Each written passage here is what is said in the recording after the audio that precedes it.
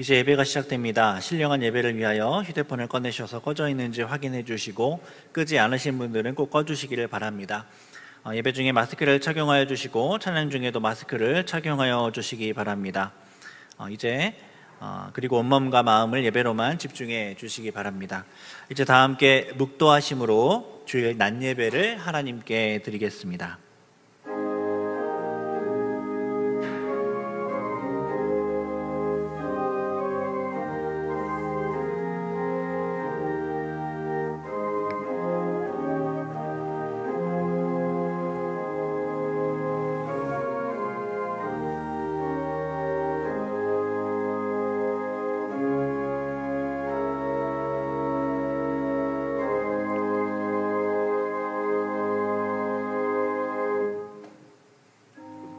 이스라엘아 들으라.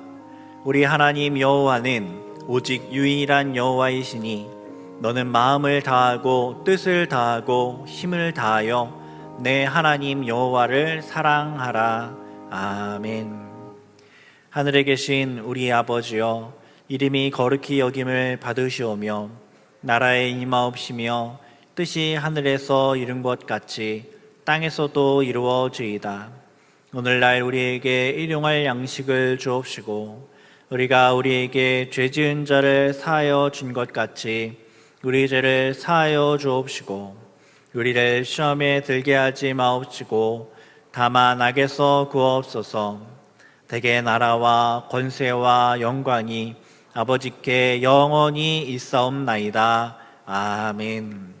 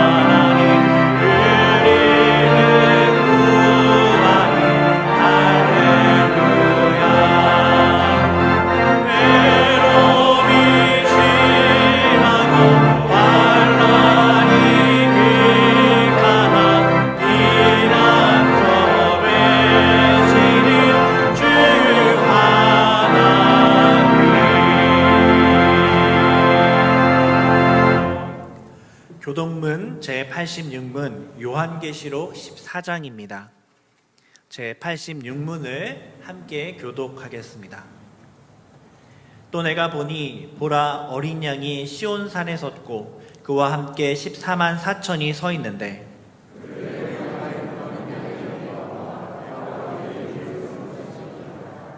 내가 하늘에서 나는 소리를 들으니 많은 물소리와도 같고 큰 우레소리와도 같은데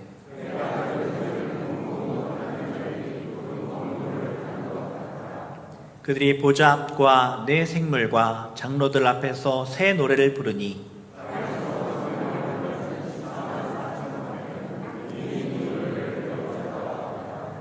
이 사람들은 여자와 더불어 더럽히지 아니하고 순결한 자라.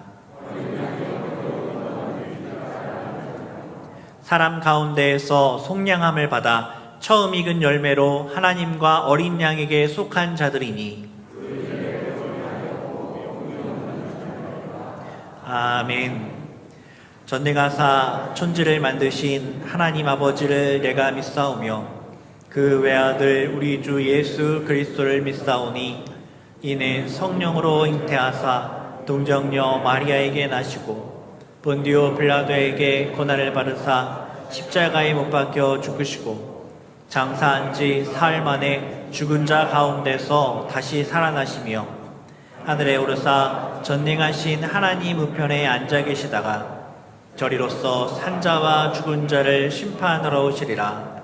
성령을 믿사오며 거룩한 공예와 성도가 서로 교통하는 것과 죄를 사하여 주시는 것과 몸이 다시 사는 것과 영원히 사는 것을 믿사옵나이다. 아멘.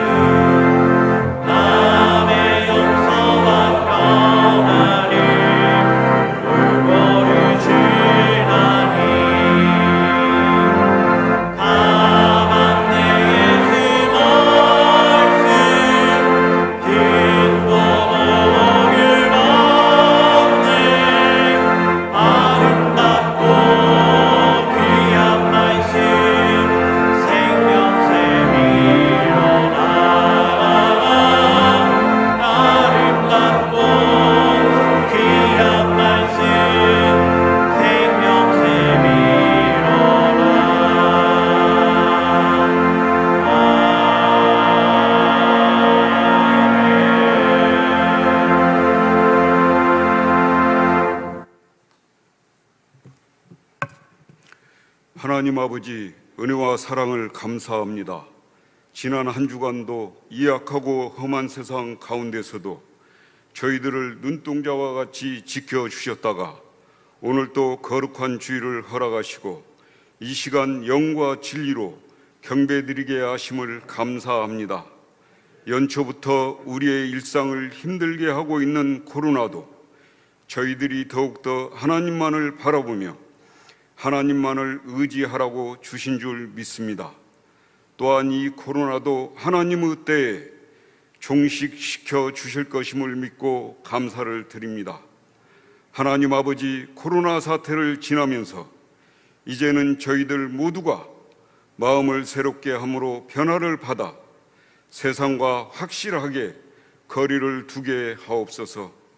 그리해서 이 세대를 본받지 않고 하나님의 선하시고 기뻐하시고 온전하신 뜻이 무엇인지를 분별하며 참 그리스도인으로 살아가게 하옵소서. 하나님 아버지, 이 나라의 이정자들이 진정으로 하나님을 두려워하고 국민들을 사랑하는 정치를 하게 하옵소서.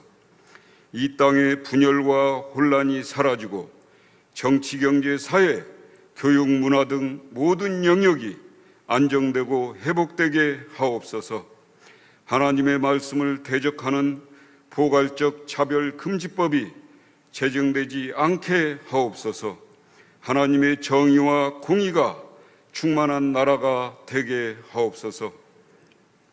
하나님 아버지, 우리 승동교회가 영혼 구원의 사명과 한국교회 어머니 교회로서의 섬김의 사명을 충성스럽게 감당하며 늘 평안하여 든든히 서가고 날로 영적으로 부흥해 가게 하옵소서.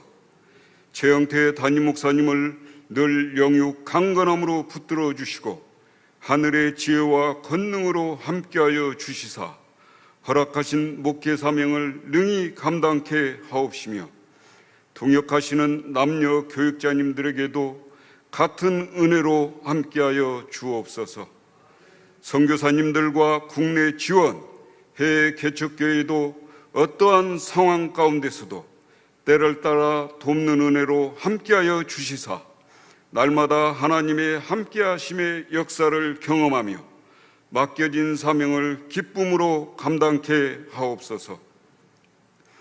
다음 세대인 주일학교와 청년부 학생들에게도 믿음의 씨앗이 잘 심겨져 모두가 성경적 가치관으로 무장하고 장차 이 나라와 우리 교회를 이끌어갈 영적 리더들로 성장하게 하옵시며 10여일 앞으로 다가온 수능도 평안 가운데 치러지게 하시고 수험생들의 진로도 가장 선한 길로 인도해 주옵소서.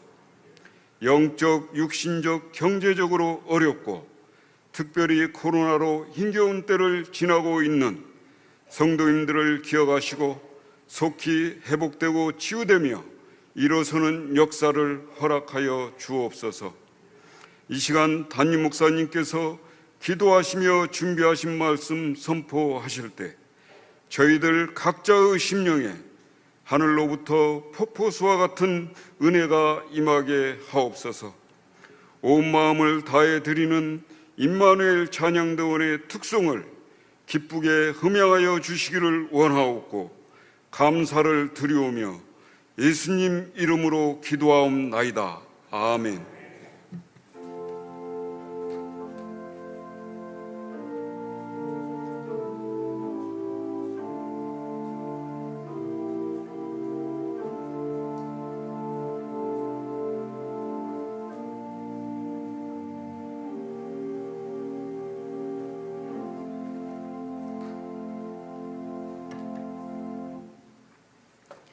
성경을 봉독하겠습니다. 하나님의 말씀은 마태복음 19장 3절에서 12절까지입니다. 마태복음 19장 3절에서 12절까지 말씀을 제가 봉독하겠습니다. 바리새인들이 예수께 나와 그를 시험하여 이르되 사람이 어떤 이유가 있으면 그 아내를 버리는 것이 옳으니이까? 예수께서 대답하여 이르시되 사람을 지으시니가 본래 그들을 남자와 여자로 지으시고 말씀하시기를 그러므로 사람이 그 부모를 떠나서 아내에게 합하여 그들이 한 몸이 될지니라 하신 것을 읽지 못하였느냐? 그런즉 이제 둘이 아니요 한 몸이니 그러므로 하나님이 짝지어 주신 것을 사람이 나누지 못할지니라 하시니 여짜오되 그러면 어찌하여 모세는 이혼 증서를 주어서 버리라 명하였나이까? 예수께서 이르시되 모세가 너희 마음의 완악함 때문에 아내 버림을 허락하였거니와 본래는 그렇지 아니하니라. 내가 너희에게 말하노니 누구든지 음행한 이후에 아내를 버리고 다른 데 장가드는 자는 간음함이니라. 제자들이 이르되 만일 사람이 아내에게 이같이 할진대 장가들지 않는 것이 좋겠나이다. 예수께서 이르시되 사람마다 이 말을 받지 못하고 오직 타고난 자라야 할지니라. 어머니의 태로부터 된 고자도 있고 사람이 만든 고자도 있고 천국을 위하여 스스로 된 고자도 있도다. 이 말을 받을 만한 자는 받을지어다. 아멘. 이제 임마누엘 찬양대원의 특송으로 하나님께 영광을 돌리겠습니다. 이어서 천국을 위하여라는 제목으로 담임 목사님의 말씀 선포가 있겠습니다. 많은 은혜 받으시기 바랍니다.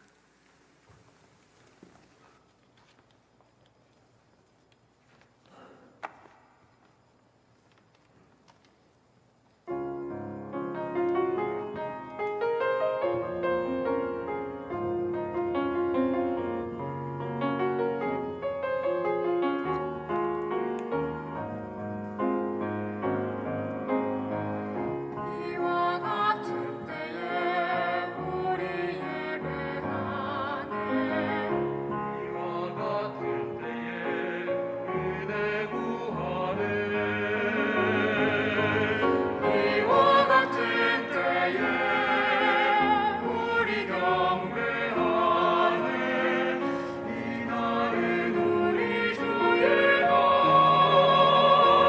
이와 같은 때 우리 찬양해.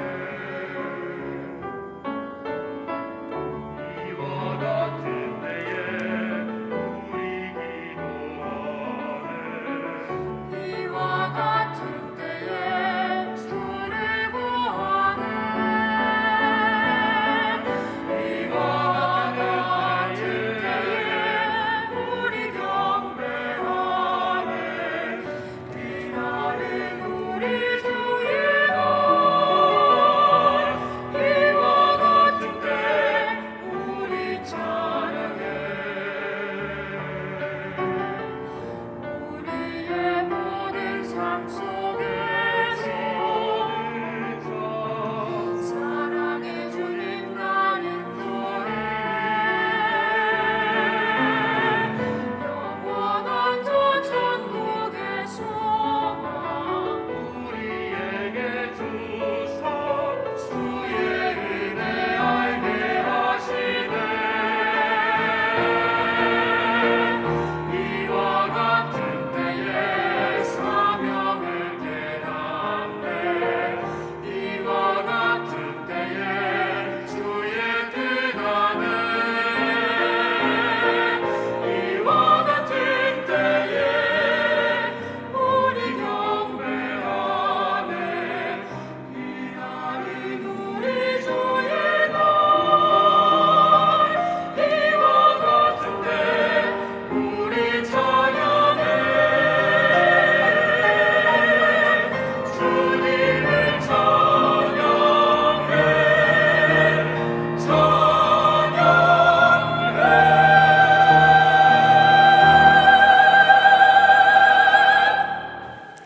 아멘. 은혜로운 찬양 감사드립니다. 우리 자회분들하고 인사하실 때 복된 주일입니다 이렇게 인사하겠습니다.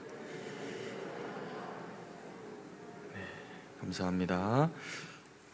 광고를 미리 하나 잠깐 드리면 이제 내년부터 교회가 좀 변화가 구체적으로 되어지는 영역들이 생길 것이고, 또 그걸 위해서 지금 당회에서도 우리 장로님들이 기도하시고, 또 저희 교육자들도 준비를 하는 그런 중에 있습니다. 그래서 구역 모임도 변화의 모습들을 가지게 될 거고, 뭐 딱 당장 언제부터다 이렇게 표현을 해드리기는 어렵지만, 코로나가 지나가는 것과 함께, 또 그리고 우리 교회가 준비해가는 그런 그 시간들하고 함께 가장 좋은 그 시기에 이런 그 전도회와 또 구역 모임의 변화들이 있게 될 겁니다. 그래서 아마 특히 이제 전도회별로 이렇게 또 고민들이 많으실 걸로 생각이 됩니다. 그래서 아마 조금 있다가 광고할 때 또 우리 그 해당하시는 우리 유관준 장로님 나오셔서 그 부분에 대해서 좀 설명도 해주시는 그런 시간들을 가지게 될 겁니다.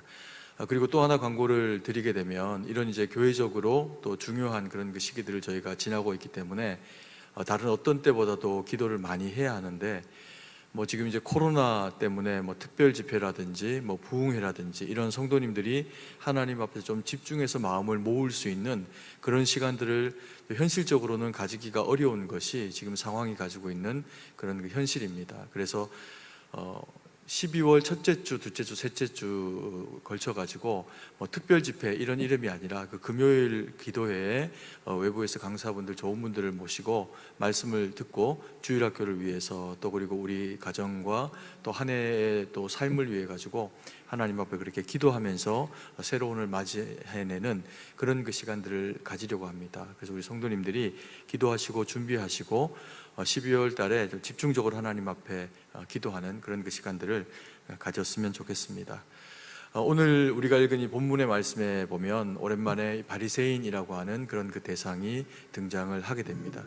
잊어버릴만 하면 등장을 해서 예수님과의 마찰, 그 부딪힘 가운데서 예수님을 어렵게 만드는 상황들을 가지게 되지만 결과적으로는 바리새인들 스스로가 또 올무에 매이게 되는 상황을 가지게 되고, 그리고 또 예수님은 그 일을 통해서 오히려 이스라엘 백성들 가운데 들려주시고자 하시는 마땅한 그런 그 의미의 메시지들을 그렇게 나타내시는 그런 그 기회가 되기도 합니다. 바리새인들이 어떤 사람들입니까? 그들이 하나님의 율법을 지키고 또 백성들 가운데서 보다 더 잘 준수하고 가르치는 역할들을 감당함으로 해서 이스라엘 사회의 지도자에 해당하는 그런 이제 사람들입니다. 그런데 예수님이 등장을 하시게 되면서 예수님의 입술을 통해서 나오는 그 말씀이 워낙에 권세가 있고, 그리고 또 그의 그 손과 또 말씀을 통해서 이루어지는 하나님의 그 놀라운 역사들을 경험을 하니까 이스라엘 사회가 예수님을 바라보고 그리고 쫓을 수밖에 없는 상황이 됩니다.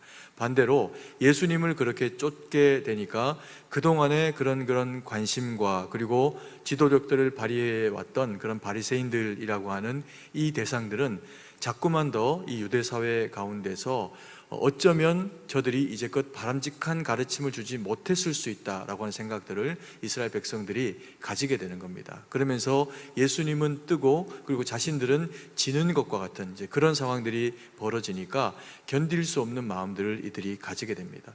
오히려 이럴 때일수록 더 말씀을 마음에 받아가지고 예수님과 예수님의 그 가르침을 쫓아서 살아가는 사람들이 되었다라고 하면 바리새인들이 이렇게 욕먹거나 혹은 이스라엘의 불의한 자로 그렇게 일컬어지는 일은 오히려 없었을 터인데, 그들이 그런 선택을 하지 않고 예수님을 대적하면서 예수님을 십자가로 몰고 가는 그런 이제 역할들을 하기 때문에 이 바리새인들은 결코 좋은 사람의 모습을 나타내기가 어려운 그런 이제 대상들이라고 볼 수가 있습니다.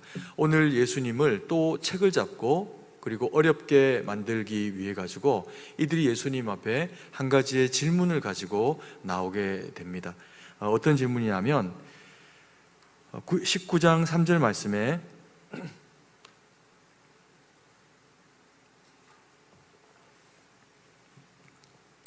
바리새인들이 예수께 나와 그를 시험하여 이르되 사람이 어떤 이유가 있으면 그 아내를 버리는 것이 옳으니까 라고 이야기를 하면서 예수님을 시험하여 이르되 질문을 던져서 어떤 이유가 있으면 그 아내를 버리는 것이 옳습니까? 라고 하는 질문을 그렇게 이제 던지게 됩니다.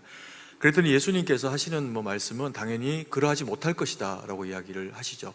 창세기에 하나님께서 이 백성들을 남자와 여자가 하나 되게 하신 것에 대한 그 말씀을 들려주시면서 그렇게 할 것이 못 된다라고 이야기를 하시게 되죠.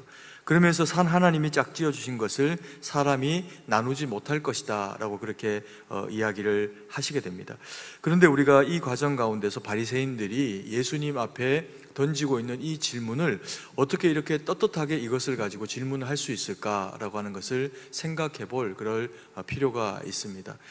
아마 이스라엘 백성들이 살았던 당시의 그 유대 사회에는 나라가 척박하고 상황이 어렵고 사람들의 마음이 점점 더 강팍해져가는 그런 시절들을 살아가고 있습니다. 이스라엘 백성이다, 하나님의 말씀을 받은 거룩한 민족이다 이렇게 하고 살아가지만 실제적인 삶에서 그들이 지키고 살아가는 것과 같은 삶이 이루어지지 않을 때 인간의 마음에는 원망이 나오게 되고 또 그게 옆에 있는 사람에게 짜증과 불평과 불만을 토로하게 되는 것이 그런 그 사람들이 가지고 있는 연약한 모습인 것 같습니다. 당시에 그래서 이혼이 굉장히 만연했던 것 같고, 그리고 또 경우에 따라서는 이혼 증서를 써줘서 부인을 내쫓는 그런 경우들이 그렇게 쉽게 일어났던 그런 시절들을 보내고 있었던 겁니다. 이들이 이런 질문을 예수님 앞에 던지면서 예수님이 이혼을 하지 말아라 라고 하면 모세의 율법에 대해서 저항하는 것처럼 그렇게 여겨질 수가 있고, 또 그것을 허락하는 그런 그 상황 가운데로 말씀을 하시게 되면 예수님은 참 인정이 없는 그런 이제 분이 되어지시고 마는 거죠. 그래서 이렇게 대답을 해도 저렇게 대답을 해도 다 예수님을 책을 잡기 위해 가지고 이런 이제 질문을 던지게 되는데, 예수님이 뭐라고 하십니까? 이혼을 하지 못하게 하시는 겁니다. 그러면서 하나님이 짝지어 주신 것을 사람이 나눌 수가 없다라고 하는 말씀을 명확하게 이제 들려주시게 됩니다. 이스라엘 백성들이 이렇게 아내를 버리게 되는 그런 그 과정 가운데로 어떻게 나아갈 수가 있게 되었냐라고 하면, 이 사람들은 기본적으로 남성 중심의, 남성 본위의 그런 그 시대를 살아갔던 것이 이스라엘 백성들이 살아갔던 시대의 그런 그 모습입니다. 그래서 이런 그 남성 본위의 사회를 살아갈 때 여성을 어떤 의미에서는 물건처럼, 내 소유처럼 생각을 하게 되는 경우들이 일어나게 되죠. 그럴 수 있는 가능성을 만들어주게 된 유대한 그 요소들이 어떤 거냐 하면, 뭐 유대인들만 아니라 그 중동 지역에 살아가는 대부분의 민족들은 동일한 방식으로 아내를 취하게 되는데, 많은 그런 그 지참금을 가지고 결혼을 위해서 부인의 아버지를 찾아가서 신부의 아버지에게 그 지참금을 드리고, 그리고는 일정 기간이 지나면 아내를 찾아오는 구조로 되어 있는 것이 유대인들이 치르게 되는 결혼 예식의 한 방편입니다. 그러다 보니까 여인을 키워주고 또 그 정도의 장성한 분량까지 보호해줬던 그 친정 부모님에게 많은 그런 그 금액들을 드리고, 그리고 그 아내를 데려오는 것이기 때문에 일정 부분은 이 여인을 사가지고 오는 것과 비슷한 어떤 형태의 그 상황들이 고대 유대 사회 가운데서는 그렇게 일어나게 됐던 겁니다. 그러다 보니까 결혼을 하고 나면 이 여인이 누구의 여인입니까? 내 것이 되는 거죠. 그래서 가정에서 소유처럼 되어져 버리는 그런 이제 상황이 발생을 합니다. 그러면 신명기 24장에서 모세는 이스라엘 백성들이 이혼할 수 있게 해달라고 하는 그런 그 요청을 하게 될 때 그들에게 이혼 증서를 써서 보내어서 그리고 아내를 보내라라고 하는 그런 이제 법을 만들어 주게 됩니다. 그러면 모세는 이것을 왜 승인을 하게 됐을까요? 예수님이 말씀하시기를 이것은 그들의 완악함 때문이다라고 그렇게 이야기를 하시게 됩니다. 한 사람이 아내를 데리고 옵니다. 지참금을 데리고 아내를 데리고 와서 처음에는 마음도 주고 또 그리고 사랑을 했을 수도 있죠. 그런데 시간이 지나면서 그의 그 마음이 변하거나 아이를 가지지 못하거나 이런저런 어떤 그런 상황 가운데 처음에 남편이 아내를 데리고 올 때 그런 그 상황과는 다르게 남편의 마음 가운데서 아내에 대한 그런 그 충실하지 못한 마음이 생겨나게 됩니다. 그러면 그것을 자신의 어떤 그런 그 과오로 여기지를 않고 아내로 하여금 그거에 어려운 이유가 되게 만들어 가지고 아내를 내쫓게 되는 그런 상황이 벌어지게 되는 거죠. 그래서 아내를 때로는 음란한 여인을 만들어 버리기도 하고, 뭐 증인을 두 사람만 세우면 유대 사회에서는 그게 가능할 수 있는 일이니까 그렇게 만들어 버리기도 하고, 때로는 이혼도 시켜주지 않으면서 자신은 자기 부인에 대해서 그런 그 마음을 더 이상 가지질 못하니까 결과적으로 어떻게 하는 겁니까? 다른 여인을 취하여서 한 집 가운데 살면서 원래 사랑했던 아내는 그냥 헌신짝처럼 그렇게 내던지고, 그리고는 정말 사람 대접을 하지 못하는 그런 상황들이 이제 유대 사회 가운데서 발생을 하게 되는 겁니다. 그러면 그런 상황을 가지게 될 때 남편보다 아내가 훨씬 더 약자일 뿐만 아니라 심정적으로도 굉장히 힘들고 어려운 상황들을 맞이하고 살아갈 수밖에 없는 그런 상황들이 이제 벌어지게 되는 거죠. 그래서 모세가 해준 그런 그 이혼 증서는 뭐냐 하면 합법적으로 분리될 수 있도록, 왜냐하면 지참금을 주고 데리고 온 여인이기 때문에 그 많은 지참금을 아내가 빈털터리로 쫓겨나면서 가지고 있을 리가 만무하니까 법적으로 이혼 증서를 써줘서 이 여인이 그러한 과정을 통해서 이혼을 하게 되면 그 증서를 가지고 다른 남편에게 또 시집을 갈 수 있는 그런 기회가 생기기 때문에 이 여인이 그 생을 살아갈 수 있는 어떤 그런 방편을 만들어 주기 위해서 남편의 완악함을 두고 이혼 증서를 써주도록 한 제도가 모세가 허락한 이 이혼의 증서에 해당합니다. 고대 사회가 당연히 이런 어떤 그런 그 여인들 혼자서는 경제적인 어떤 활동이나 또 기업을 무르거나 하는 일들에 대해서 원활하게 진행이 될 수밖에 진행이 될 수가 없는 그런 사회를 살았기 때문에, 그래서 쫓겨나게 되는 여인이 만약에 길가로 나앉게 되면 그 여인은 사회적인 약자가 되고 굶어 죽을 수밖에 없는 그런 그 처참한 상황 가운데 내몰리게 되는 겁니다. 그러다 보니까 그것을 막아주면서 가정이 되도록 그렇게 또 해주기 위해서 모세가 여인들을 배려한 법으로 한 것을, 이것조차도 악용을 하면서 모세가 이런 이혼의 증서를 써주는 것으로 율법 가운데 만들었으니 이것을 행하면 어떻게 한다는 겁니까? 아내를 내보낼 수도 있다라고 생각을 했던 것이 이 당시의 사회를 살아갔던 남성들이 가지고 있던 그런 그 생각이었던 것 같습니다. 그러니까 예수님께서 그것에 대해서 이야기를 하시면서 결혼은 하나님이 하나 되게 하신 거다.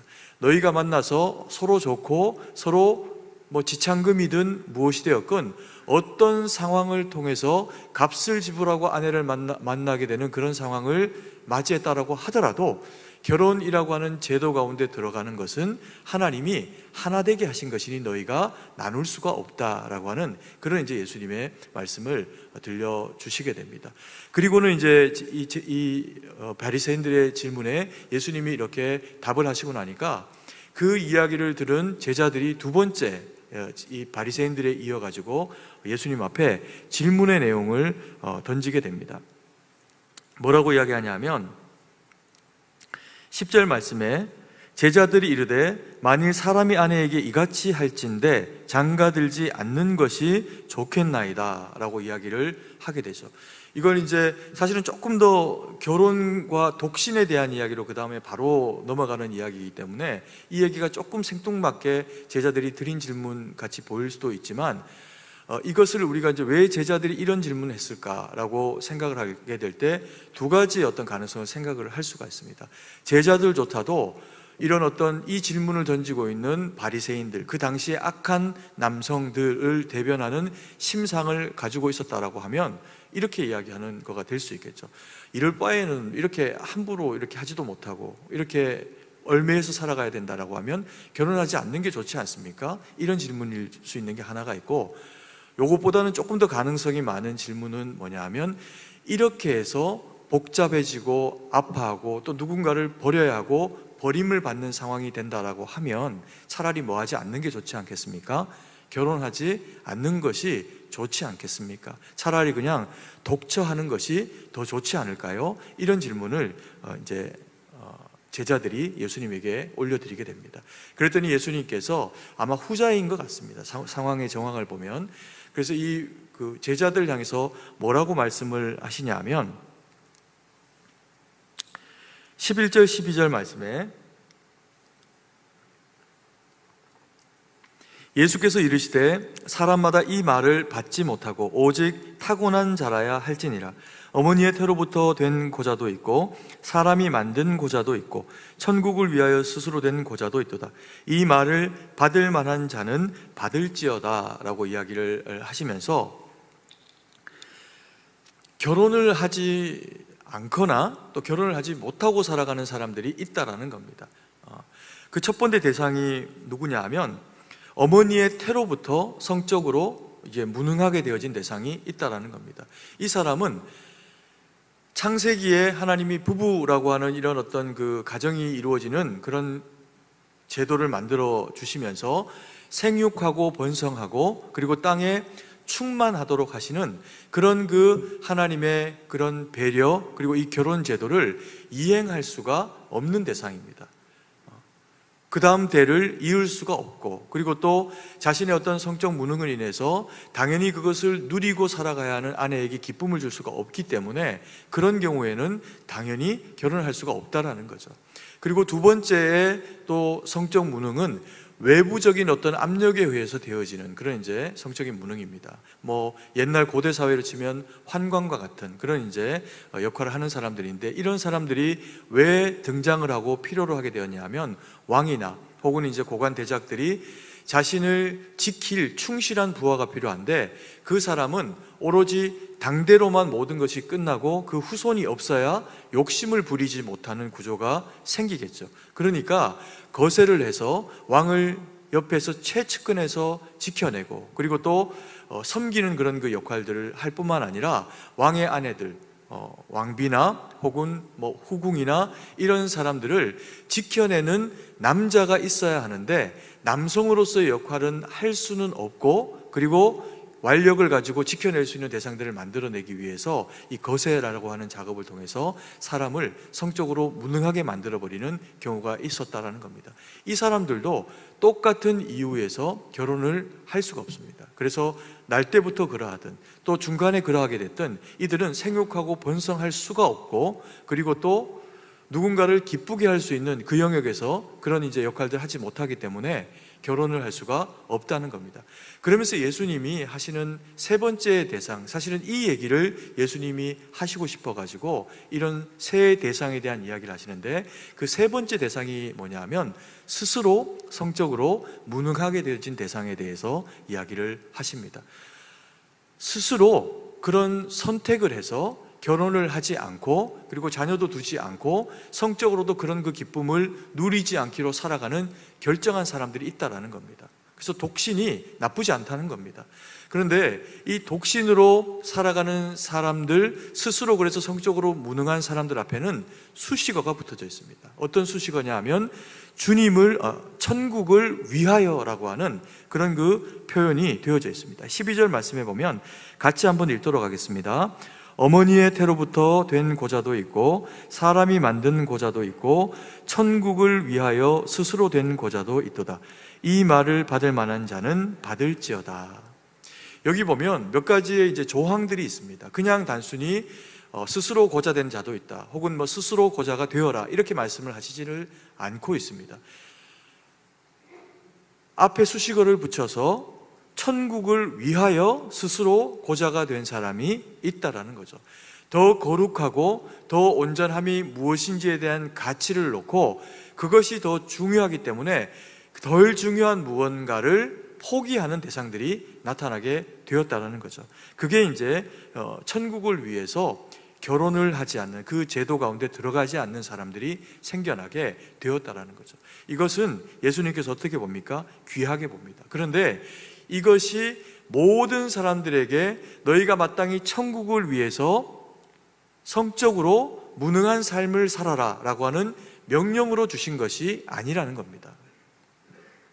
그렇게 되면 만약에 그게 일반화된 그리스도인들의 그런 그 결혼에 대한, 미혼이 되어져야 하는 방식이 되면 모든 그리스도인은 당대로 끝나게 됩니다. 후손이 믿음의 사람들이 태어날 수도 유지할 수도 없게 되겠죠. 왜요? 천국을 위해서 스스로 성적으로 무능하게 돼버렸으니까. 그래서 이것은 그 이후의 말씀에 보면 뭐라고 이야기를 하냐면요, 이 말을 어떻게 받을 만한 자는 받을지어다 라고 이야기하면서 이것은 특정한, 이것을 위해서 마음이 구별된 사람에게만 주어지는 일이다 라고 하는 그런 그 이야기를 들려주고 계시는 겁니다. 그래서 예수님의 전적인 이 결혼에 대한 이야기를 우리가 종합적으로 보면 결혼을 하는 것도 하나님의 뜻이요, 혹은 경우에 따라서는 결혼이 되어지지 않는 사람도 하나님을 위해서 그렇게 살아간다면 그 양자는 다 주님 보시기에 어떻다는 겁니까? 선하다라는 거죠. 그래서 이것은 함부로 우리가 누군가에게 평가하고 해라 하지 마라라고 강압할 수 있는 그런 사안의 이야기가 아니라고 하는 것을 우리 가운데 그렇게 들려줍니다. 그러면서 중요한 이야기가 뭐냐면요, 결혼을 해도 결혼을 하지 않아도 무엇을 위해 살아야 된다?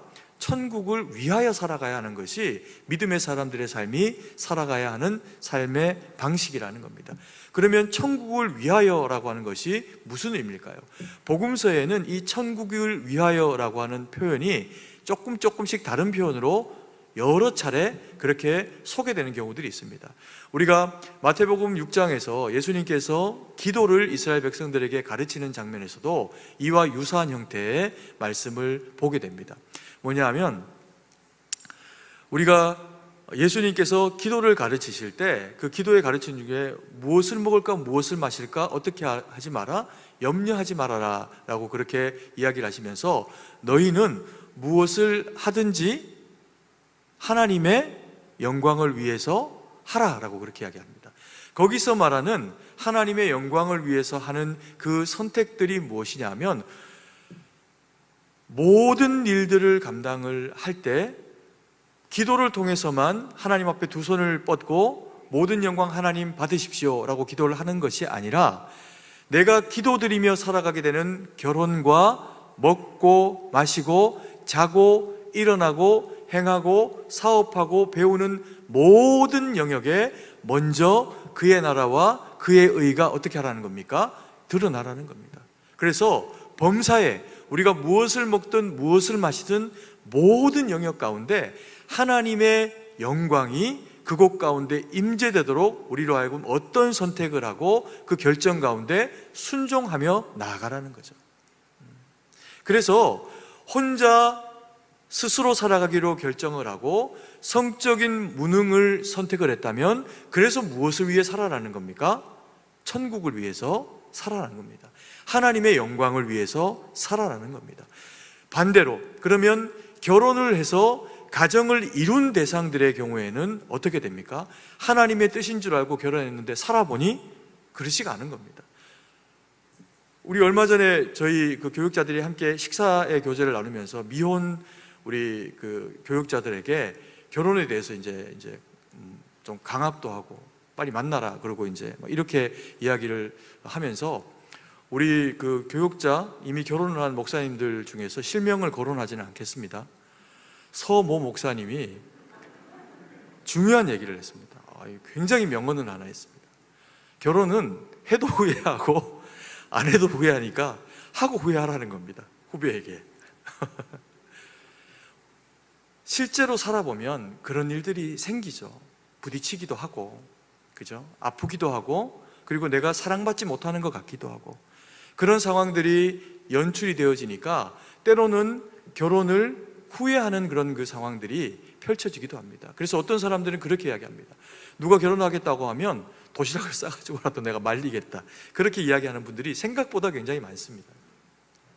그런데 그건 삶이 가지는 현실적인 무게에 대한 이야기를 하는 거고, 그렇기 때문에 예수님이 하시는 말씀이 무엇입니까? 그럼에도 불구하고 결혼은 사람이 하나 되게 된 것이 아니라 하나님이 하나 되게 하신 거라는 겁니다. 그러니까 힘들고 어렵고 알콩달콩하는 시절들이 있겠지만 어떻게 하라는 겁니까? 살아내라는 거죠. 그래서 결혼을 한 사람들도 무엇을 위해 살아야 된다는 이야기입니까? 천국을 위해서 살아야 한다는 겁니다. 그래서 결혼을 했든 결혼을 하지 않고 미혼이든 앞으로 결혼을 할 것이든 쭉 미혼으로 살 것이든 어떤 것이든 우리의 인생 가운데 다 있어질 수 있는 일이고 심지어는 선택도 할 수 있는 일이랍니다. 그러나 그 모든 선택과 과정 가운데서 잊지 말고 살아야 될 것은 뭐냐 하면 내가 또 그리고 내가 속한 가정이 천국을 위해서 선택하고 결정하며 살아가는 곳이어야 한다는 겁니다.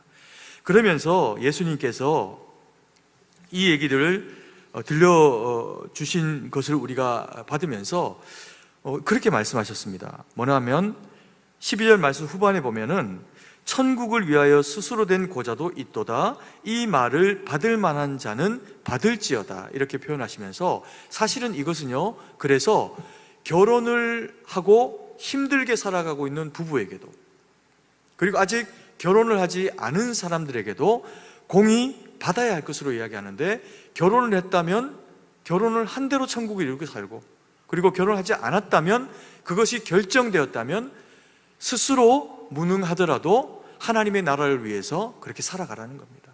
그럼 이것을 누가 받아야 할까요? 첫 번째 이것을 받아야 하는 대상은 다름 아닌 성도라고 하는 그룹입니다. 왜 그럴까요? 성도는 결혼한 분도 계시고 결혼을 안 한 분도 계시고 할 사람도 있기 때문에 그렇습니다. 그래서 이 성도라고 하는 그리스도인들의 그룹은 자신의 뜻과 자신의 계획대로 살아가는 삶이 아니라 천국을 위해서, 하나님 영광을 위해서 선택되어진 대상들이 누구입니까? 그리스도인이라고 하는 성도들의 모임이라는 겁니다. 그러니까 성도들은 내가 살아가면서 무엇을 선택하고, 그게 결혼이 되었던 아니면 독신이 되었던 그 선택을 하기 위한 그 과정 가운데 있을 때 생각을 해야 하는 것이 있는데, 그게 뭐냐 하면 내가 어떻게 하나님을 영화롭게 할 것인가 라고 하는 천국을 위해서 하는 결정에 대한 부분을 이야기를 하고 있는 겁니다. 그래서 성도는요, 결혼을 했든 하지 않았든 하나님의 기쁨이 되어야 됩니다. 그리고 우리 스스로가 그런 면에서의 하나님의 기쁨이 되어줘야 우리 안에 주님으로 말미암는 기쁨이 찾아오게 됩니다. 그 기쁨을 받고 그리고 그 기쁨을 누리게 되면 어떤 일이 벌어지는 줄 아십니까? 한 사람의 그리스도인이 하나님의 말씀을 받습니다. 그리고 천국을 위해서 살아가기로 결정합니다. 그러면 그 한 사람은 무인도에 사는 것이 아닌 이상 절대로 혼자 살아갈 수가 없습니다. 그 말씀을 받고 그 말씀에 부딪힌 영혼을 가지고 세상 가운데로 나아가게 되죠. 그리고는 친구를 만납니다. 때로는 그 친구가 유혹할 때가 있습니다.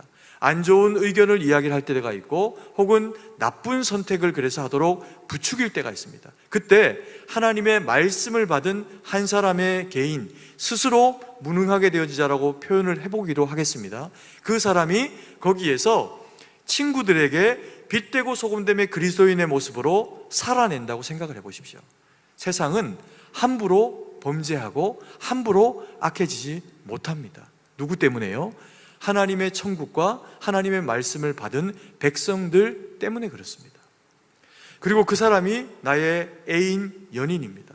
그러면 때로는 연인이 나에게 그리스도인으로서 못할 것들을 요청하거나 하자라고 동의를 구할 때 내가 믿음의 사람이기 때문에 하지 않아야 될 선택 가운데서 주님 앞에 깨어있다라고 하면 그 연인이 마음대로 그렇게 악을 행하는 일을 할 수가 없겠죠. 그래서 한 사람이 주님 안에서 구별되어지는 거룩한 자로 자기를 스스로 구별하는 것이 굉장히 중요한 이야기라는 겁니다. 그리고 두 번째 대상이 누구입니까? 가정의 구성원들입니다. 부부이고 또 자녀들입니다. 부부가 하나님의 말씀과 뜻 가운데 왜 스스로 구별되어야 될까요? 성적으로는 부부는 구별되면 안 됩니다. 서로가 서로에 대한 배려이기 때문에 하나님이 허락하신 유일한 선물로서의 성적인 역할들을 배우자에게 남자이든 여자이든 그것을 감당해주고 때로는 감수도 해줘야 됩니다. 힘들고 뭐 그렇다고 하더라도 그렇게 되어질 때 하나님의 천국이 그 가운데서 이루어지고 배려받은 사람은 어떻게 하게 될까요? 배려한 겁니다. 그래서 이것을 당연하게만 생각하는 부부의 성생활이 아니라 서로가 서로를 배려하는 모습으로 나아가게 될 때 그것보다 더 아름다운 건 없는 거죠. 그렇지 않겠습니까? 그래서 서로가 서로를 배려하고 사랑하고 섬기는 가족의 구성원으로 만약에 가족이 그렇게 서게 된다라고 하면, 그리고 그 안에 남편이 아내를 배려하고 아내가 남편을 배려하여 하나님의 말씀과 뜻 가운데 순종해서 서로를 섬겨내면 거기가 어디가 될까요? 거기가 천국이 되는 겁니다. 그리고 그런 배려 가운데 하나님이 이끌어 주신 그 천국 가운데서 태어나게 되는 아이들은 얼마나 귀하겠습니까? 부모님이 하나님의 말씀에 순종하고 그래서 자녀를 믿음으로 양육하는 가정의 아이들은 행복하고 잘 될 수밖에 없습니다. 그럼 뭐 이렇다고 해가지고 부모님들이 뭐 전혀 다투지도 않고 싸우지도 않고 뭐 그게 그런 그 천국을 나타내는 것이냐? 뭐 그렇지만은 않습니다. 그럴 수는 없죠. 생각이 다르고 가치가 다른 부부는 서로 간의 의견을 조율하는 과정으로서의 다툼 혹은 싸움이라고 하는 과정 가운데 들어갈 수도 있습니다. 그런데 그런 것들조차도 서로가 하나님 앞에 순종하고 절제하면서 만약에 다툼을 하고 대화를 하고 그렇게 한다라고 하면 결과적으로는 어떻게 될까요? 결과적으로는 하나님이 원하시는 가족이 그 가운데 이루어지는 겁니다. 우리가 살아가는 또 살아왔던 가정과 삶에 대해서 한번 돌아보십시오.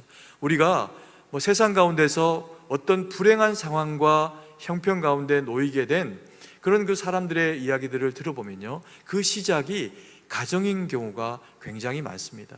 제가 이전 교회에서도 경험한 어떤 가정의 경우에도 보면 뭐 예전에는 좀 정말 어처구니 없이 좀 무식한 그런 그 시절들이 있었던 것 같습니다. 아내가 아들만 놓으니까 그 아들을 놓기를 원했는데 딸을 놓으니까 딸을 깔고 앉아 있었던 겁니다. 남편이. 애가 망가진 거죠. 그러면서 지속적으로 학대하고 이렇게 하니까 그 예쁜 아이가 몸과 마음이 얼마나 상해져 버리는 그런 그 상황 가운데로 이게 내몰렸겠습니까? 그런 그 과정들이 우리가 하나님 안에서 건강하지 않으면 양산될 수가 있다라고 하는 겁니다. 부부라고 하면요, 다툴 수 있습니다. 부부라고 하면요, 다투어도 포기하지 않는 게 부부입니다. 끝까지 사랑의 감정으로만 서로 충만한 건 연애하는 거고, 부부는 살아내는 겁니다. 그래서 부부는 각자에게 하나님이 허락하신 말씀을 가지고 천국이 자기 가정과 아이들 가운데 이루어질 수 있도록 뭘 하는 거죠? 순종하는 겁니다. 그래서 그게 부부 생활이 쉽지가 않은 겁니다. 뭐 10년을 살았는데 20년을 살았는데 매년 매번 우리는 달달하기만 하다. 그건 복이고요. 믿음의 사람들은 달달하지 않아도 달달하도록 살아가야 하는 것이 믿음의 사람들이 이루어낸 가정입니다. 그래서 천국이 가정 가운데 그렇게 이루어져야 한다는 거죠. 그리고 또 하나 이 말씀을 받아서 또 천국으로 이루어가야 될 대상들의 모임이 있습니다. 그게 어디냐 하면 세 번째로 교회입니다. 교회는 왜 천국을 위하여 천국이 이루어지는 대상들의 모임이어야 할까요? 당연하죠. 예수님이 그것 때문에 우리를 위해서 십자가를 지시고 십자가에 죽으셨기 때문에 그렇습니다. 그래서 예수님의 피값으로 산 하나님의 거룩한 백성들은 교회라고 하는 이 예배당 공동체 가운데 모이게 됩니다. 그래서 그곳에서 함께 신앙생활을 하는 아름다운 시절들을 보내게 되죠. 그러니까 생각을 해보십시오. 부부는 함께 있으면 내게 너무 어떤 사람들일까요? 귀중한 사람들입니다. 성도는 어떤 사람이어야 할까요? 함께 죽을 때까지 특별한 일이 없으면 신앙생활을 같이 해나가는 공동체입니다. 그러니 이 사람들이 얼마나 소중한 사람들일까요? 때로는 이 소중한 사람들이기 때문에 불편한 마음도, 그리고 내 생각과 같지 않기 때문에 저분이 왜 저런 선택을 할까, 이렇게 하는 게 더 좋을 텐데 막 권면을 하고 싶고, 그리고 권면했더니 받아들여 주지도 않는 겁니다. 그리고는 때로는 다툼이 되기도 하는 거죠. 그런데 우리가 그 소중한 분들을 포기하지 않고 그래도 기도해주고 그래도 마음으로 격려해주면서 지켜봐주면 시간이 지나 상황이 바뀌거나 시간이 지나 영적인 철이 들고 나면 어떻게 될까요? 같은 성도가 다른 성도를 그때서야 내게 정말 고마운 이야기를 해주신 분이구나 라고 생각할 수가 있다는 겁니다. 그래서 교회는 기다려주는 곳입니다. 성숙하도록, 성장하도록, 그리고 무엇이 이루어지도록, 하나님의 천국이 이루어지도록, 그런 공동체의 연합으로 저와 우리 사랑하시는 성도님들이 이 승동교회라고 하는 그런 이 모임 가운데 우리가 만나졌다는 겁니다. 그래서 승동교회가 귀한 거죠. 그래서 승동교회가 우리에게 감사한 것이지 건물이 우리에게 승동교회의 의미를 주는 건 아닙니다. 더 귀한 우리 한 분 한 분의, 제 옆에 있는 또 앞에 있는 성도님들이 그래서 정말 하나님 앞에 귀한 대상들이라는 겁니다. 저희 교회가 이제 구역 모임이라든지 이런 부분들의 변화를 추구합니다. 근데 이제 이게 127년 동안 바뀌지 않았던 걸 바뀌려고 하니까 시간이 좀 필요합니다. 그리고 바뀌는 방식에 대해서도 정말 많은 고민들이 필요합니다. 127년 된 교회가 새로운 형태로 바뀌는데 어디서 모델을 가져올 수 있겠습니까? 모델이 없습니다. 우리가 제일 긴데요. 그렇지 않습니까? 그러다 보니까 이 모임이 그러나 어떤 모임으로 되어져야 하냐, 형태가 무엇이건 이름이 무엇으로 불려지는 소그룹 형태의 구역 모임이 되었던 간에 거기에는요 서로를 귀하게 여기는 마음이 있고, 내 이야기를 하면 상대방이 어떻게 합니까? 내 이야기를 들어주고, 그리고 내가 가지고 있던 마음에 저기 깊숙이 묻어놨던 이야기들 가운데서 신뢰가 가고 믿음이 가니까 내어놓고 기도 제목을 요청할 수 있는, 그 기도 제목을 요청할 수 있는 대상이 소그룹 모임 가운데 있어야 한다는 겁니다. 근데 많은 경우 교회들을 보면 뭐 우리 교회는 아니지만 뭐 이런 얘기들을 할 때가 있습니다. 기도 제목을 못 나누겠다는 겁니다. 왜요? 기도 제목 나눴더니 온 동네 소문이 다 난다는 겁니다. 내 자식에 대해서, 나에 대해서 힘들어서 요청하게 되는 기도의 제목이 오히려 딱 그 부분만 기도해 줬으면 좋겠는데 온 사방팔방 다 돌아다니면서 험담거리가 되어져 버리는 경우가 생긴다고 하면 기도 제목 마음대로 못 내놓겠죠. 그런데 우리가 지금부터 함께 기도하고 꿈꾸고 나아가는 우리 승동교회가 새로운 형태로 바뀌게 되는 그런 그 믿음의 공동체의 모습은 좀 허물이 있어도 덮어주고, 그리고 그 사람이 가지고 있는 어떤 상황에 대한 이야기를 들으면 그것은 그 사람의 이야기지만 내 기도의 제목이 되고, 그래서 그런 교회가 되어지면 그 교회가 어떤 교회가 되는 겁니까? 천국이 이루어지는 교회가 되는 거죠. 이게 쉽지는 않습니다. 이제껏 구역이라고 해서 전체가 이제 덩어리로 그 지역을 따라 모이는 구조를 가졌다면 이후에는 이것과는 좀 다른 그런 방식으로 바뀌게 될 텐데, 뭐 지금 당장 어떤 모습으로 바뀌게 될 겁니다라고 그렇게 우리 성도님에게 말씀을 드리지는 않겠습니다. 왜냐하면 좀 더 고민해야 되고 신중하게 결정하고 그리고 해나가야 되기 때문에, 그리고 또 사람도 세워야 되기 때문에 이게 뭐 뚝딱뚝딱 해서 한두 달 만에 되는 이야기가 절대로 아닙니다. 저하고 우리 성도님들이 신뢰를 쌓는 시간도 필요했고, 또 그리고 그 신뢰를 바탕으로 이게 만들어질 때 이게 진짜 우리에게 필요한 것이겠구나 라고 생각하는 성도님들의 실제적인 마음의 준비와 또 그게 구체적으로 이루어지는 시간도 필요합니다. 그래서 기도해 주셔야 되고요, 우리 교육자들이 성도님들을 그래서 잘 섬겨내서 우리 교회가 한 덩어리가 될 수 있도록 그렇게 기도로 그런 그 섬겨주시는 그 역할들을 감당을 해 주셨으면 좋겠습니다.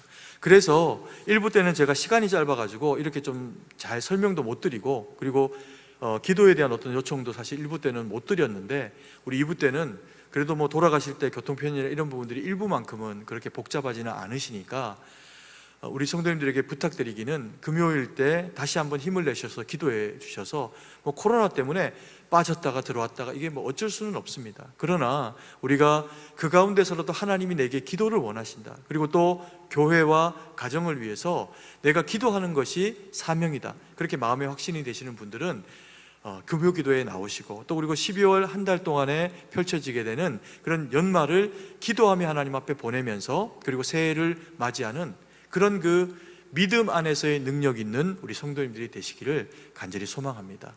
그래서 이 말씀 가지고 주님 앞에서 내 자신이 구별되어 서고, 그리고 내가 속한 가정과 교회가 다 나 때문에 혜택이 되어지는 그런 주의 천국을 이루는 거룩한 백성 되시기를 간절히 소망합니다.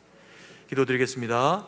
사랑의 아버지 하나님, 은혜와 사랑을 감사드립니다. 주의 은혜와 능력 가운데 저희를 구속하시고 거룩한 백성 삼으셔서 세상의 가치와 뜻 가운데 살아가는 것이 아니라 하나님의 말씀 붙잡고 살아가는 주의 거룩한 백성 되도록 도우신 것을 감사와 영광을 올려드립니다. 오늘 주신 말씀처럼 아버지 하나님, 가정을 정말 주의 천국을 이루는 곳으로 세워낼 수 있도록 도와주시고, 우리 청년들 가운데 꿈꾸는 그 가정이 아버지 하나님 기도 가운데 하나님의 인도하심 가운데 이루어지기를 원합니다. 지금 너무도 힘들고 어려운 시절들을 우리 청년들이 가지다 보니 직장도 또 그리고 결혼도 마음의 소망대로 되어지기가 쉽지 않은 그 시절을 보내는 것이 사실입니다. 믿음의 담력도 주시고 좋은 만남도 주시고, 아버지 하나님, 그래서 우리 청년들이 하나님의 말씀 가운데 우리의 자녀들이 주 안에서 복된 가정이 이루어서 책임 있는 믿음의 삶 살 수 있도록 역사하여 주시옵소서. 하나님, 그리고 또 우리 가운데 아버지 하나님 이미 되어진 가정들, 또 부부, 하나님의 말씀으로 서로가 서로를 세워내며 격려할 수 있도록 도우셔서 그 가정이 천국 되게 하시고, 그리고 주님을 위해서 아버지 하나님 당당히 선택한 그런 아버지 하나님 천국을 향한 혼자됨이라면 아버지 하나님 그 또한 하나님 앞에 아름답고 복된 것으로 주님 받으셔서 하나님의 기쁨이 되어드리는 우리 모든 승동교회 권속들 다 되도록 역사하시고 은혜를 베풀어 주시옵소서. 주님께 모든 것을 의지하고 우리의 먹고 마심이, 우리의 살고 또 살아감이 하나님 영광 돌리게 하실 것을 믿고 감사드리며 살아계신 주 예수님 이름으로 기도드립니다. 아멘. 내 그 중에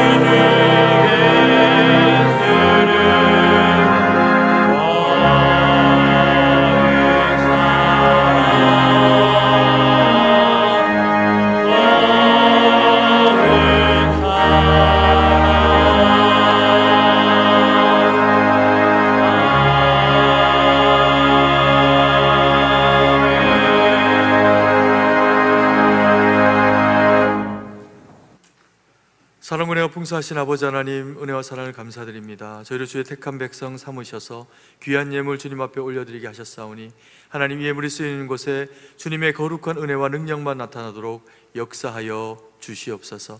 하나님, 이 나라 이 백성이 어려운 지경을 지나고 있습니다. 코로나로, 또 북한의 위협으로, 여러 가지 모양으로 아버지 하나님 참 힘겹고 어려운 때를 지나고 있는데 우리 하나님 불쌍히 여기시고 이 백성 가운데 함께 하여 주셔서 살 길을 열어주셔서 경제적으로나 문화로나 아버지 하나님 그 모든 영역 가운데서 하나님의 보호하심이 있어서 아버지 하나님 참으로 주님 앞에 보존되는 민족 될 수 있도록 역사하여 주시옵소서. 하나님, 오늘도 이 자리에 나와서 예배하기를 원하나 이 자리 가운데 나오지 못한 연약한 지체들이 있습니다. 그래서 드리는 가정 예배 가운데 또 군으로, 학업으로, 사업으로, 그리고 병실 가운데서 하나님 참으로 외롭게 믿음으로 분투하고 있는 우리 모든 승동의 지체들 가운데 함께 해주셔서 믿음으로, 말씀으로 채워주시고 살아낼 수 있는 능력을 허락하여 주셔서 하나님 영광 돌리는 동일한 은혜와 능력이 우리 모두에게 있도록 주님 그렇게 역사하여 주시옵소서. 참으로 주님께 모든 것을 의지하고 감사드리며 그렇게 역사하실 예수님 이름으로 기도드립니다. 아멘.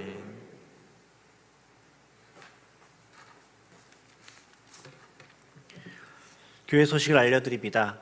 코로나19의 대응 방침 변경에 따라 예배를 다음과 같이 조정하오니 양해와 협조를 부탁드립니다. 주일 예배는 1부, 2부, 3부 예배를 대면 예배로 드리고 실시간 인터넷 예배는 2부 예배만 드립니다. 교육부서 예배는 오전 11시에 대면 예배로 드리고 실시간 인터넷으로도 송출하게 됩니다. 3일 밤 예배는 오후 7시에 대면 예배로 드립니다. 금요 기도회는 저녁 8시에 분당에서 드립니다. 새벽 기도회는 1층 기도실에서 드립니다. 저녁 예배 및 각종 모임은 당분간 계속 중단합니다. 추후 변경 사항이 있는 경우에는 홈페이지 및 문자로 공지하겠습니다. 온라인 성경 공부 안내입니다. 코로나19가 장기화됨에 따라 양육과정을 온라인으로 진행합니다. 순동교회 유튜브 계정을 통해서 매주 목요일마다 온라인으로 성경 공부를 진행하고 있습니다. 강의 영상은 목요일 오전 10시에 게시할 예정이오니 편하신 시간에 시청해 주시기 바랍니다. 교육부서 온라인 콘텐츠 안내입니다.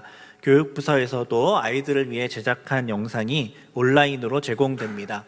유튜브 채널에서 승동교회 교육부서를 검색하셔서 제공되는 영상을 통해 교제와 양육의 시간에 함께 참여해 주시기 바랍니다. 이어서 유관종 장로님 나오셔서 전도회와 관련하여 광고해 주시겠습니다.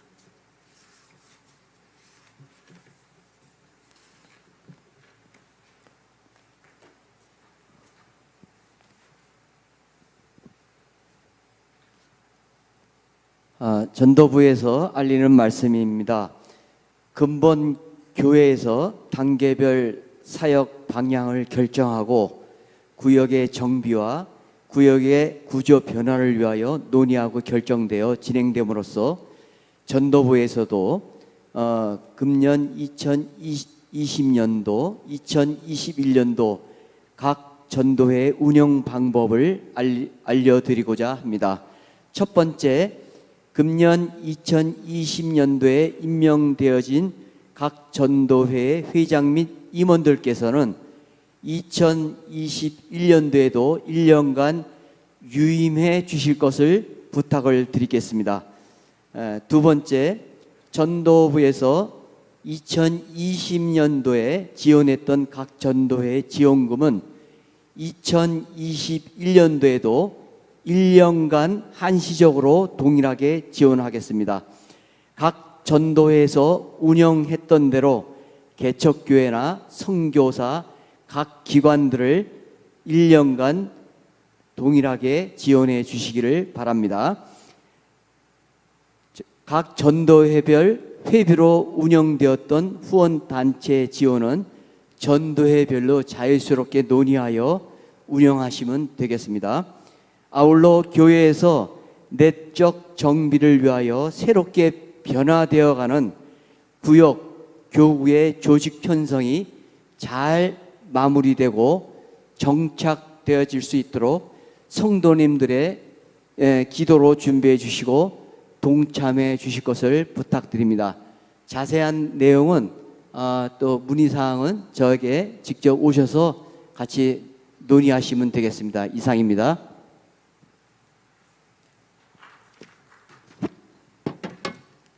다 함께 일어나셔서 찬송가 1장을 찬양하시고 축도로 예배를 마치겠습니다.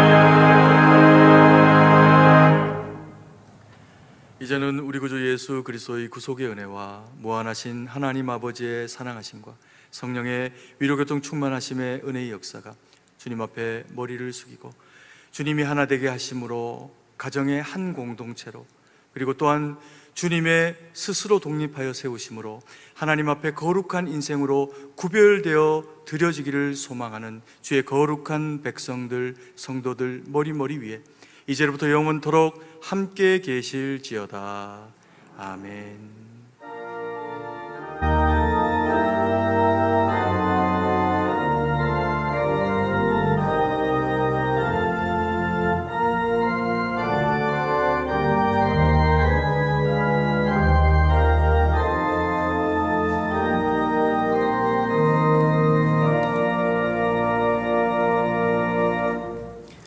찬송가 323장 1절 3절 찬양하시겠습니다. 323장입니다.